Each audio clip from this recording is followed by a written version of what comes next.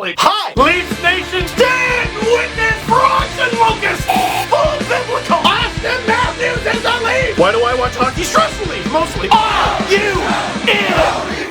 What's this white nonsense on the ground, guys? Victory puppies, there you go. Charlie and Iggy, you gotta make like Freddy. Oh, alright, let's get inside. This sucks. Say it with your chest! Leafs win! 4-2 over the Boston Bruins! They can be beaten, you can be the ones to do it. Now take a couple days off and go and do it again. I haven't been this hype in a long time. Ooh, okay, where do I even start? Alright, look, I guess let's start with the morning. You'll get a much more in-depth version of this on the podcast, but here's the notes. So I woke up thinking that I was probably going to the game with Mrs. Dangle. We weren't sure it was gonna happen. Come downstairs, the basement is foobar. The hydraulic cement we put on the crack in the foundation in my room started to fail and leak. Then there was another leak, so we just started ripping down all the walls. Nope, not here either. Oh, there you are, you greasy piece of work. It slowed down because of the new cement that we put on it, and also it started to freeze, but it was so bad yesterday we had to rent a shop vac. So while I'm trying to get work done, I'm vacuuming up pools of water from 2 different corners of the basement, including one in this room, all day. Then I get a call saying that the tickets might not happen. And I'm trying not to sulk. I've had a good week. I got to go to Boston, even though it wasn't the result that I wanted at all. I'm standing there in a pool of water in my basement. It won't stop raining. It'll never stop raining. And now I might not go to the game either. I am the day Brian Giunta brain James Reimer sad. I'm literally mixing hydraulic cement to put on the wall when I get a call to find out I'm going to the game. Which means I'm bringing good luck charm Mrs. Dangle to the game. But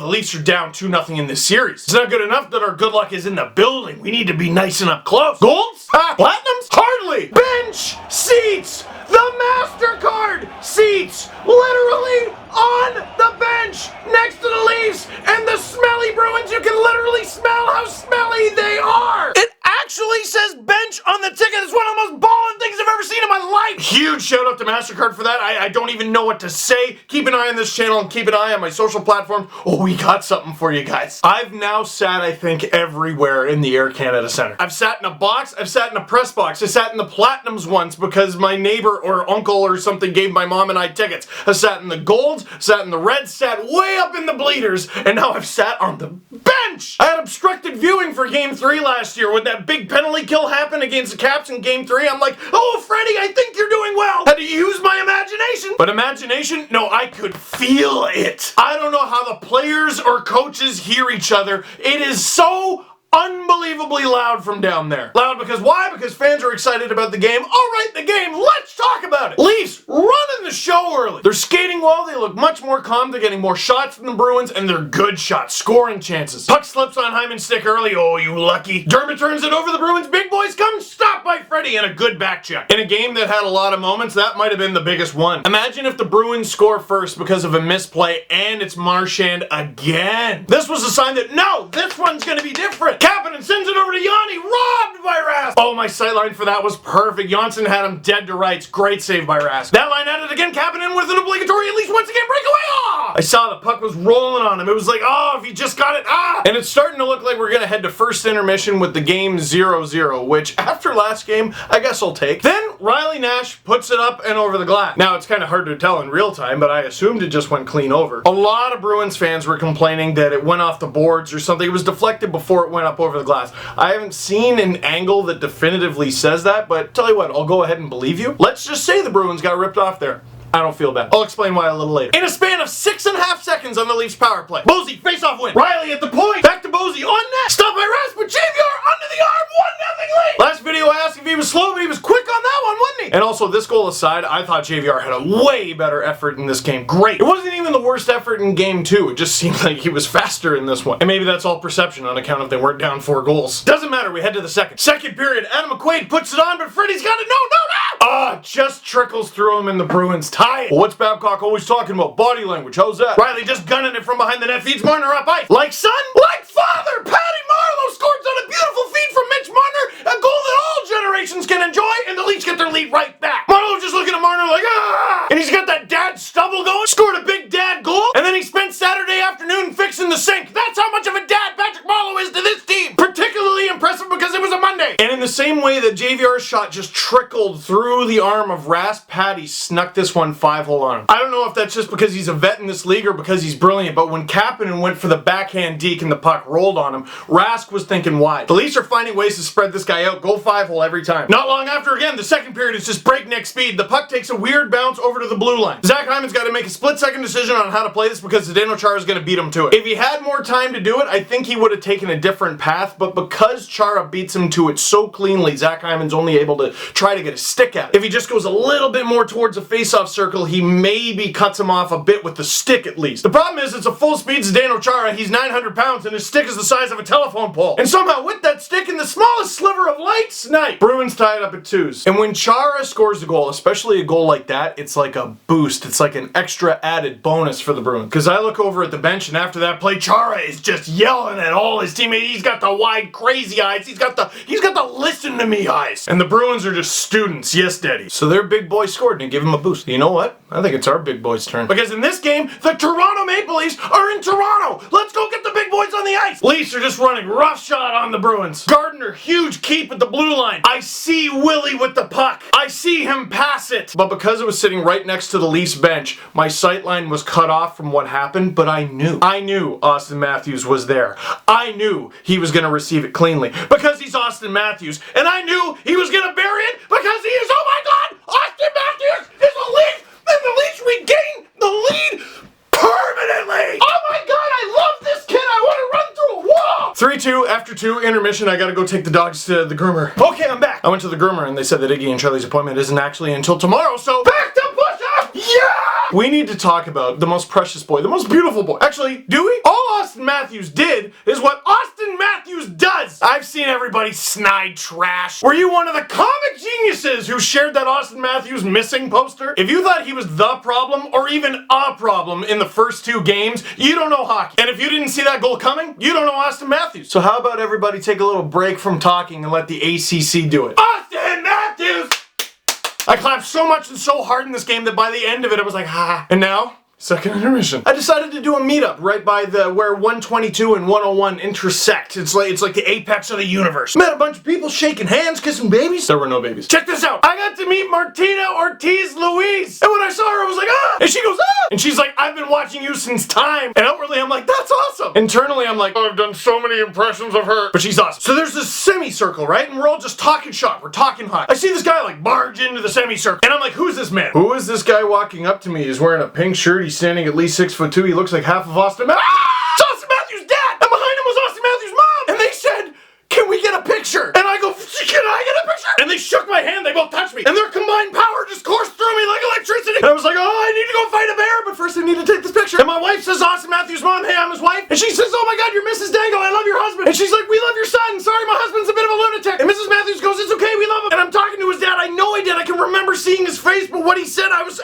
so frazzled. I think he said I'm adopted now, but I don't know how legal that is. And then afterwards he said thanks, and I think we said bye, and then they walked away, and everyone's just looking like, what just happened? Thank you so much to Mrs. Dangle, Billy_Chili, and _EricaX_ for the pictures and footage. I don't know which one of you is which. I am sweating. This game's not even done. And I feel like I don't need caffeine ever again. Because when you touch Austin Matthews' parents, your body just absorbs electrolytes like a plant. And I was ready for the third. Just yelling and screaming. Janssen gets hurt by Marchand. Marchand, you dirty rat! Let's go, Willie! Connor, and then with under 4 minutes to go, Thomas Buchanan, he's on the second line with Patrick Marleau and Mitch Marner. He's relentless on David Krejci. Causes a turnover. Puck goes the other way. Patty's got Pleck with him on a 2-on-1. Yeah, Buchanan is there, but Rask is fully committed to Marleau, and Patty just snipes on him. The Leafs threw everything but the kitchen sink that Patrick Marleau just fixed on the weekend because he's down at Tuukka Rask, and it worked. Their 4th goal of the game, 2-goal lead. Let's go. Now all the Leafs got to do is hold the lead. Should be easy enough. Scramble in front. Pasternak's got it. No. Question of the game. Where does that rank in all the saves you've ever seen in your entire life? Freddie Anderson, like seriously, I think that might have been one of the best saves I've ever seen in my entire life. Maybe the best one that I've ever seen live anyway, by a Leafs goalie. The Leafs kill it off and win. There's one, boys. There's one. You got another one at home on Thursday. This is the most ridiculous night ever.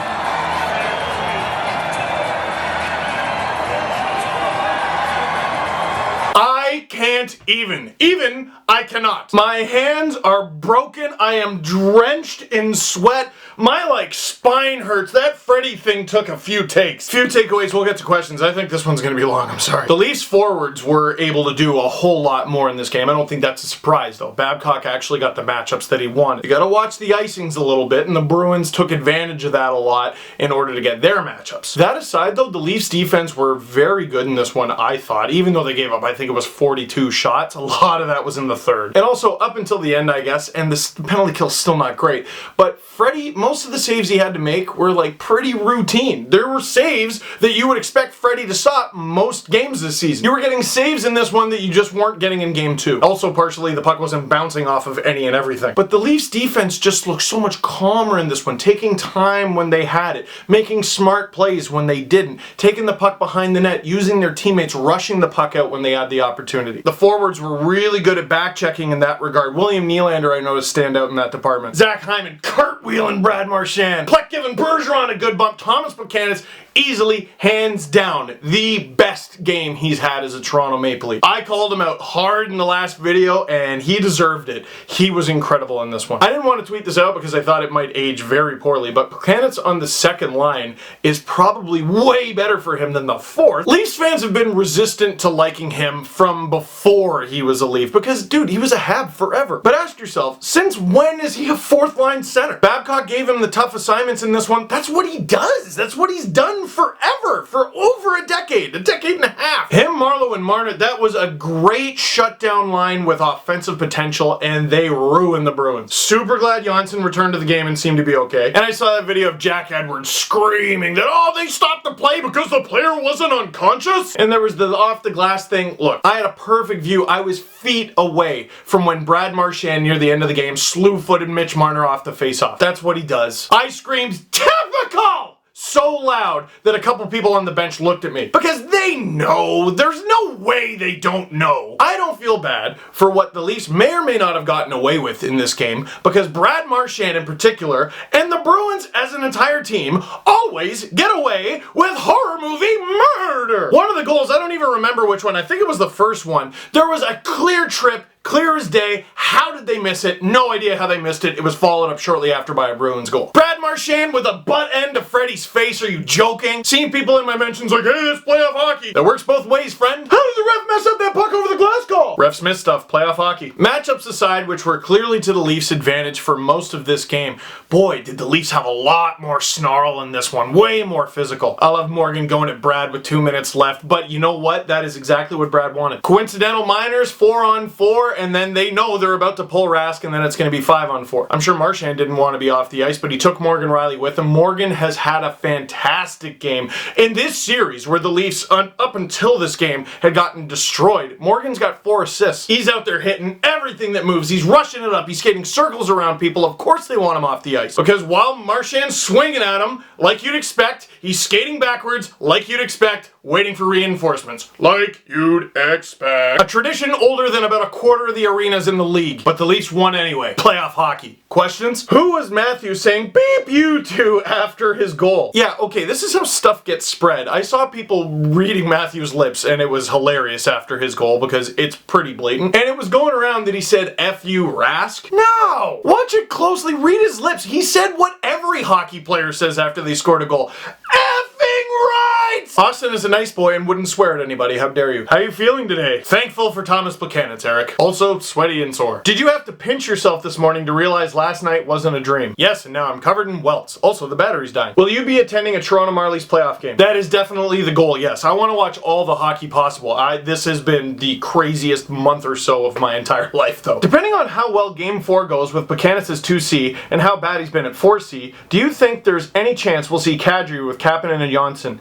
That line seems like it could do some serious damage. Now, I was going to suggest this myself. When you say Kadri at 4C, it sounds stupid. But when you say Kadri with Janssen and Kapanen, it just sounds like a wicked idea. And with the speed and snarl that line has, and the effectiveness, at least the potential effectiveness, of Marlowe, Pleck, and Marner, you in effect have 2 shutdown lines that can score. A pretty damn good scoring line with JVR Bozak-Brown, and a world destroyer with Hyman, Matthews, and Nylander. I don't hate it, especially on the road. And the battery is dying. I've literally drained the battery through this video. video. So that is it for this one. Thank you very much for watching. Click like if I like this. If you like this video, click subscribe if you really liked it. Tell all your friends. Brand new Panago Pizza Steve Dangle podcast tonight. I'm gonna tell you even more. Thank you.